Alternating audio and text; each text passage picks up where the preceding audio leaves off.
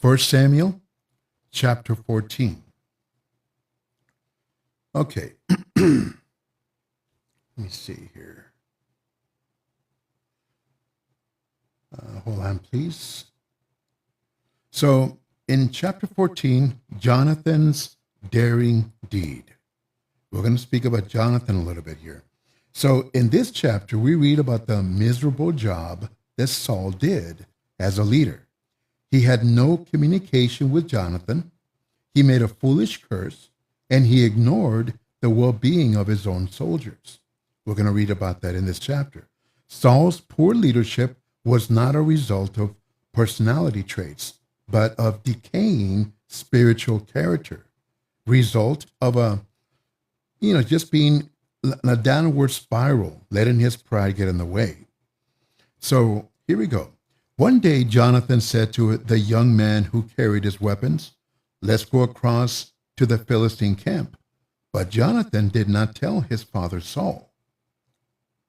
So obviously, Jonathan is going to end up being David's very good friend here.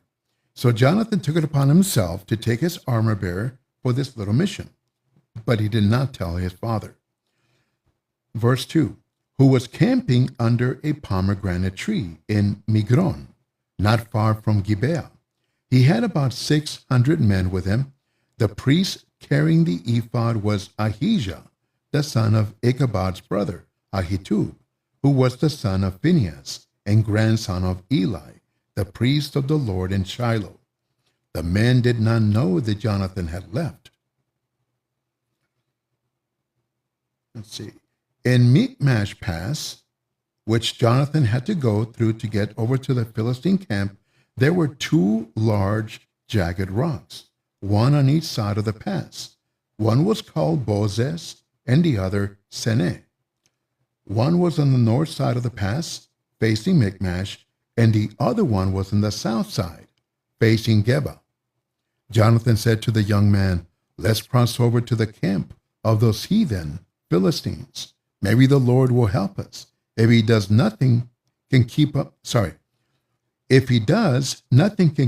from giving us the victory, no matter how few of us there are." So Jonathan and his armor bearer were not much of a force to attack the huge Philistine army. But while everyone else was afraid, they trusted God, knowing that the size of the enemy army would not restrict God's ability to help them. God honored the faith and brave action of these two men with a tremendous victory. Tremendous. Actually, we're going to read about that.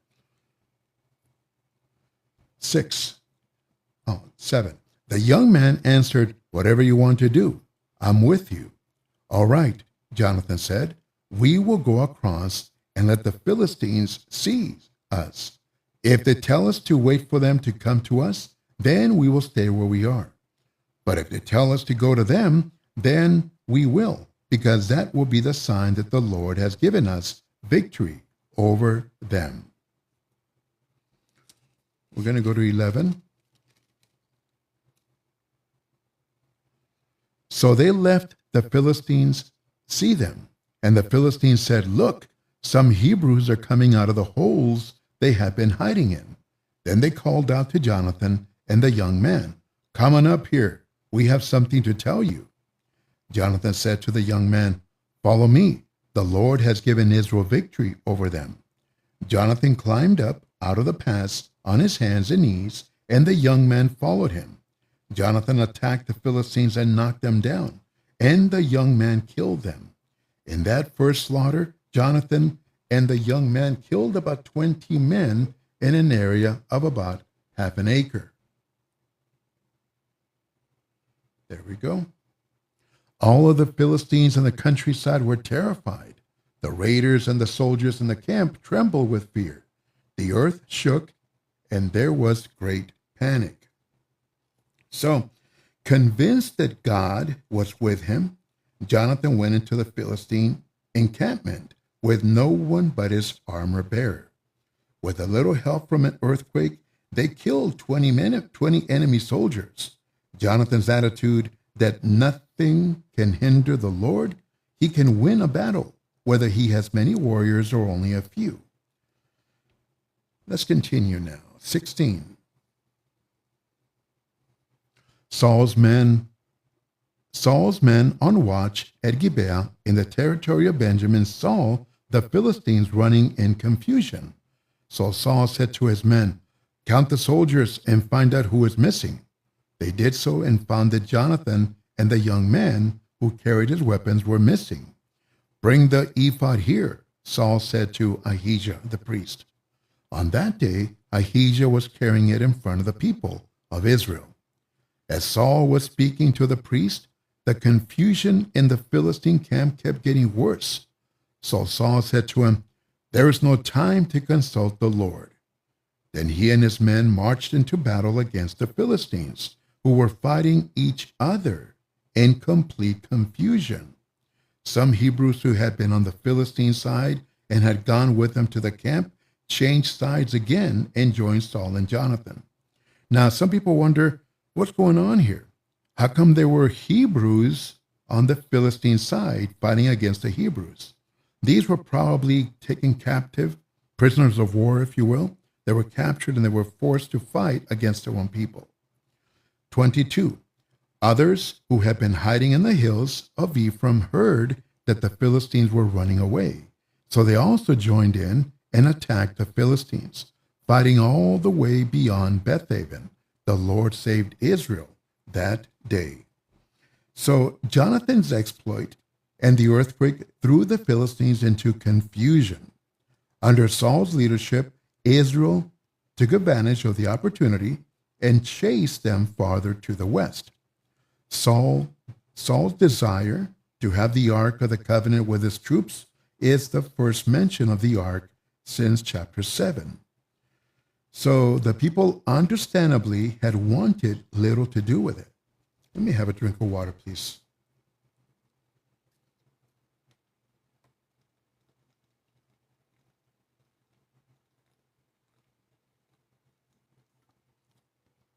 All right.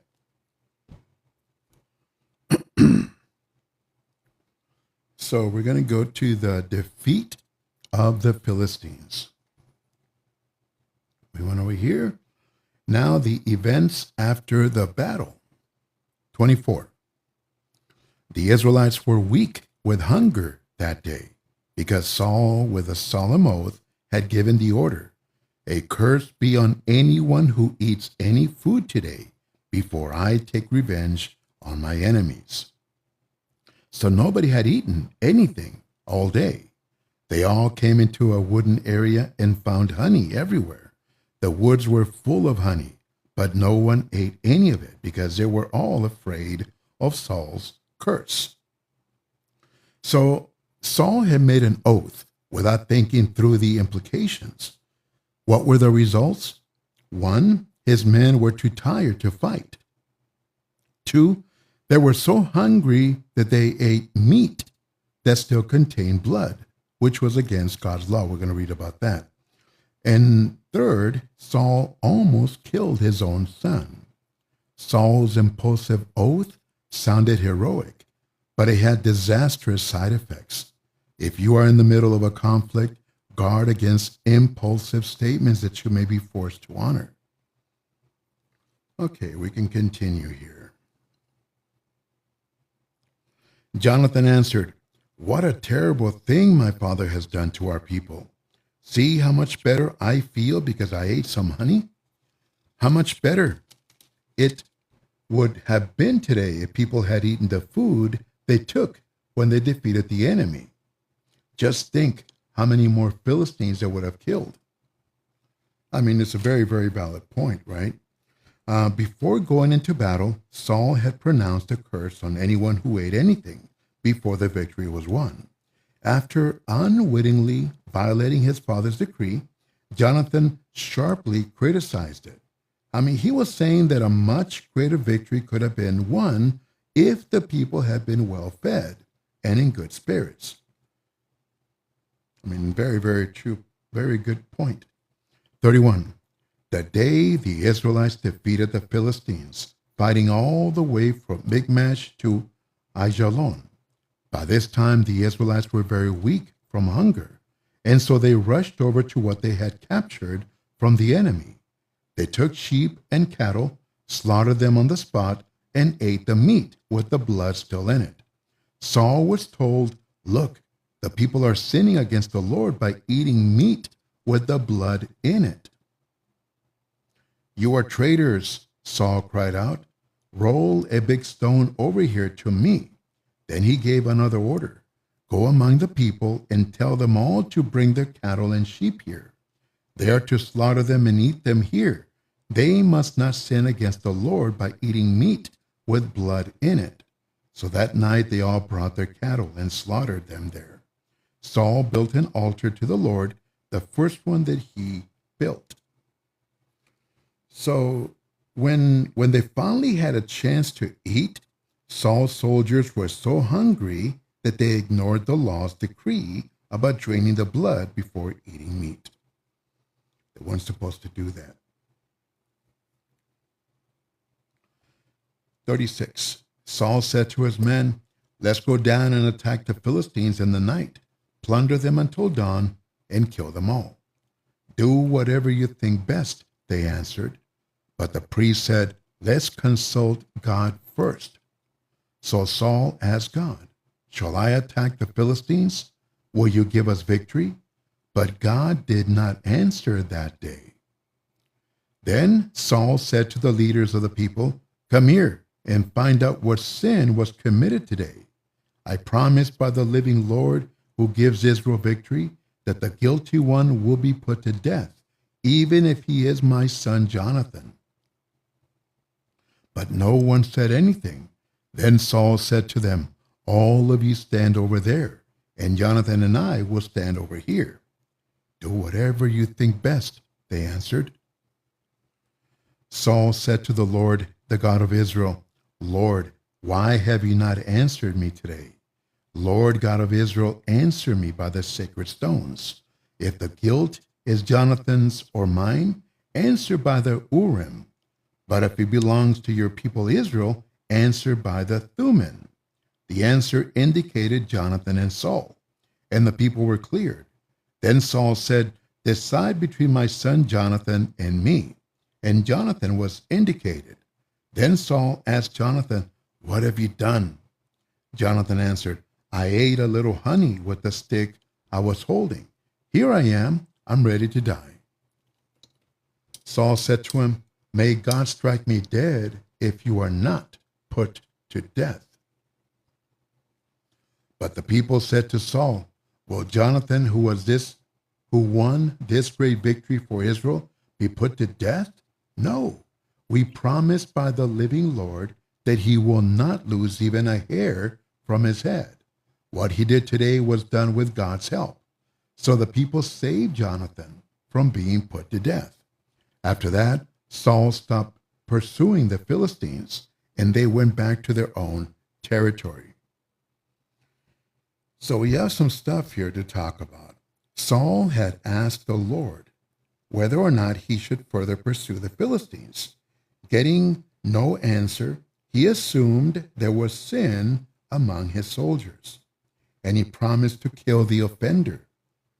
When the offender turned out to be Jonathan, he tried to kill him, but his soldiers protected Jonathan. The episode shows that Saul made rash decisions and that he was losing stature in the eyes of his people. Okay. So here we have Jonathan. Jonathan's spiritual character was in striking contrast to Saul's. It's real simple. Jonathan had better character. Jonathan admitted what he had done. He did not try to make excuses, even though he was unaware of Saul's oath. Jonathan was willing to accept the consequences of his actions. Okay, let's continue on further here. Okay. 47. Saul's reign and family. After Saul became king of Israel, he fought all his enemies everywhere. the people of Moab, of Ammon, and of Edom, the kings of Zobah, and the Philistines. Wherever he fought, he was victorious. He fought heroically and defeated even the people of Amalek. He saved the Israelites from all attacks. Saul's sons were Jonathan, Ishvi, and Malchishua. His older daughter was named Merab, and the younger one, Michal. His wife was Ahinoam, the daughter of Ahimaaz. His army commander was his cousin, Abner, the son of his uncle Ner. Saul's father, Kish, and Abner's father, Ner, were sons of Abiel. As long as he lived, Saul had to fight fiercely against the Philistines. So whenever he found a man who was strong or brave, he would enlist him in his army. Now, remember one of the warnings that Samuel told the people when they were asking for a king? One of the things Samuel told the people is, if you ask for a king, the king is going to take your sons and put them as soldiers. And that is exactly what Saul is doing right here. Now, so, let me see, 46, 52. Okay. Now, though Saul was not always faithful, he did have some notable military successes. One price of that success, however, was that he had to maintain a standing army, and he claimed for the army all the brave and strong men of Israel, fulfilling Samuel's warning about what a king would do. That was back in chapter 8, by the way.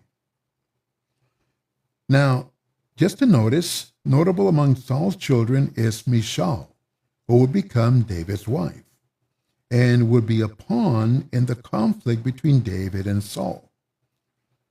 Also, Abner, which was Saul's cousin and commander of his army, would be humiliated by David, and after Saul's death would lead the fight to keep the throne in Saul's family. Okay, now we're going to go to chapter 15.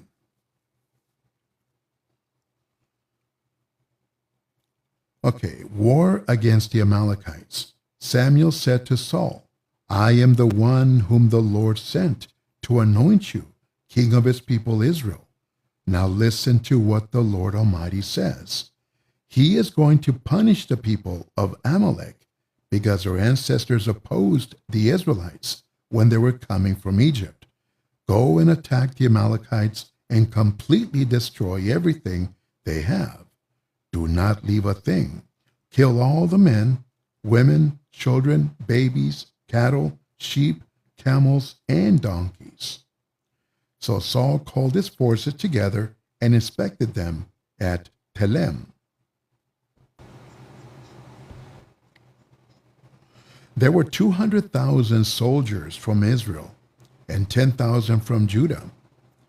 Then he and his men went to the city of Amalek and waited in an ambush in a dry riverbed.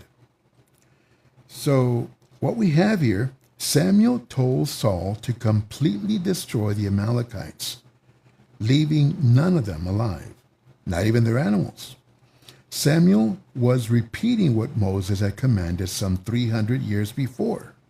The Amalekites were to be punished for their cowardly attack on helpless Israelites during the Exodus. If you don't remember, when Moses was taking the people out of Egypt, there was millions of people. There was millions of people. We know this. And so obviously the older, the handicapped people, the youngsters, the babies, and a lot of the ladies were in the back of the crowd, while the men marched in the front. And so the Amalekites would come and basically mess and destroy many of the people in the rear end. A lot of the older people, the disabled people, the women, the children, they would destroy. And that's where God is very upset at the Amalekites.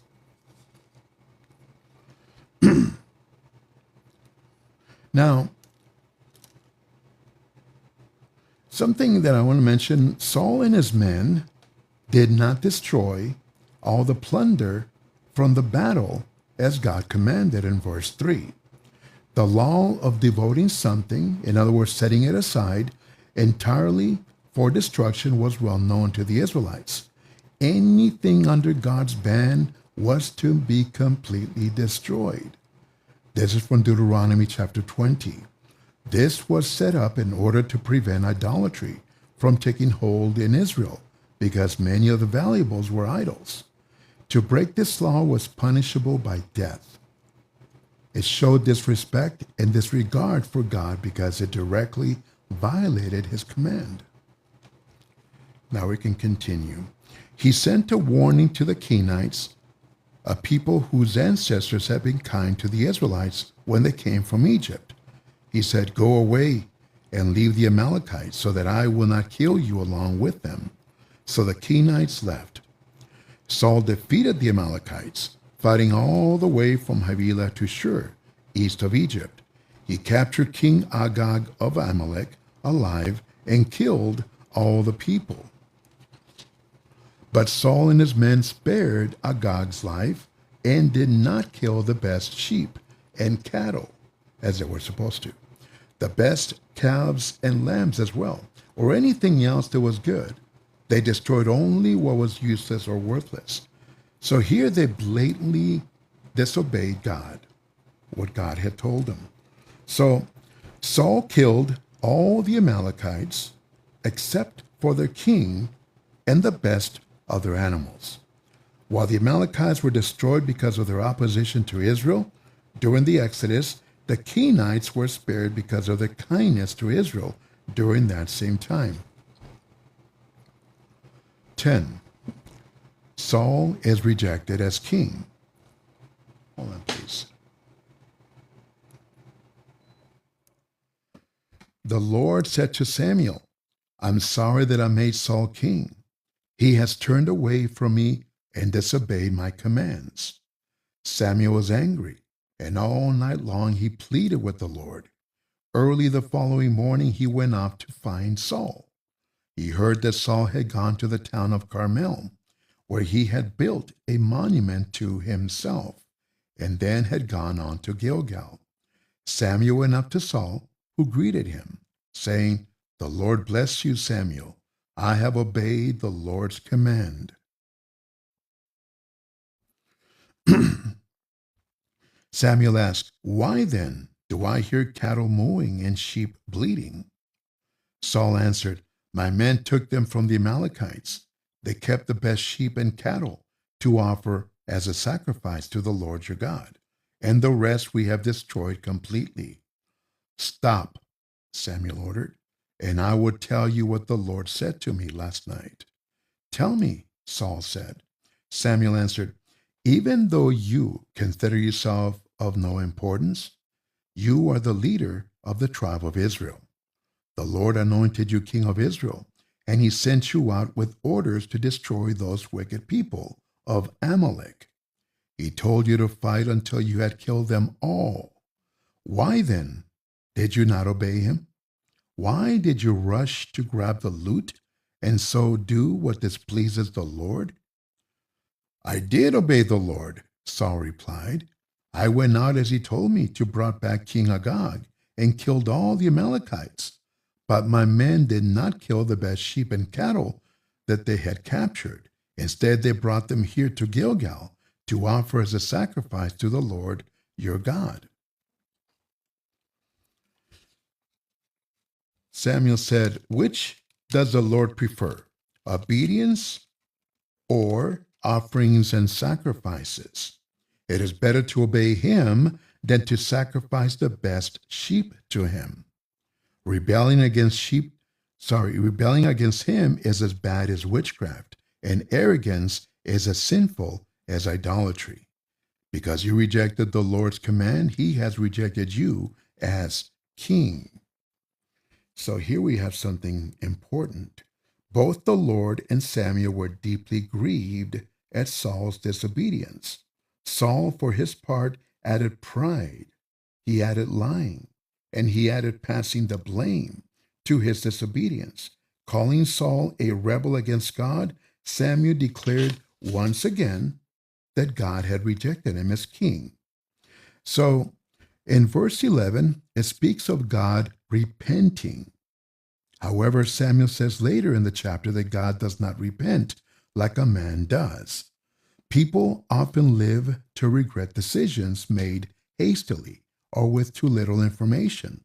Obviously, God faces neither of those problems. He does, however, change direction sometimes, simply because people change and do not always follow the path God has laid out for them.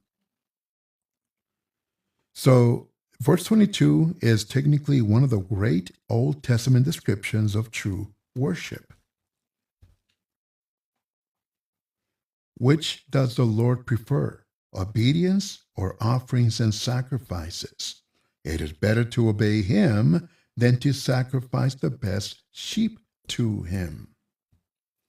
So that is a very, very important thing to obey. So rebellion and stubbornness are very serious sins. They involve far more than being independent and strong-minded. Scripture equates them with witchcraft and idolatry and sins worthy of death. So Saul became both rebellious and stubborn. So it is little wonder that God finally rejected him and took away his kingdom. Rebelling against God is perhaps the most serious sin of all because as long as a person rebels, he or she closes the door to forgiveness and restoration with God. 24. Yes, I have sinned, Saul replied. I disobeyed the Lord's command and your instructions. I was afraid of my men and did what they wanted. But now I beg you, forgive my sin and go back with me so that I can worship the Lord. 26. I will not go back with you, Samuel answered. You rejected the Lord's command, and he has rejected you as king of Israel. Then Samuel turned to leave, but Saul caught hold of his cloak, and it tore. Samuel said to him, the Lord has torn the kingdom of Israel away from you today, and given it to someone who is a better man than you. Israel's majestic God does not lie or change his mind. He is not a human being. He does not change his mind. I have sinned, Saul replied, but at least show me respect in front of the leaders of my people and all of Israel. Go back with me so that I can worship the Lord your God.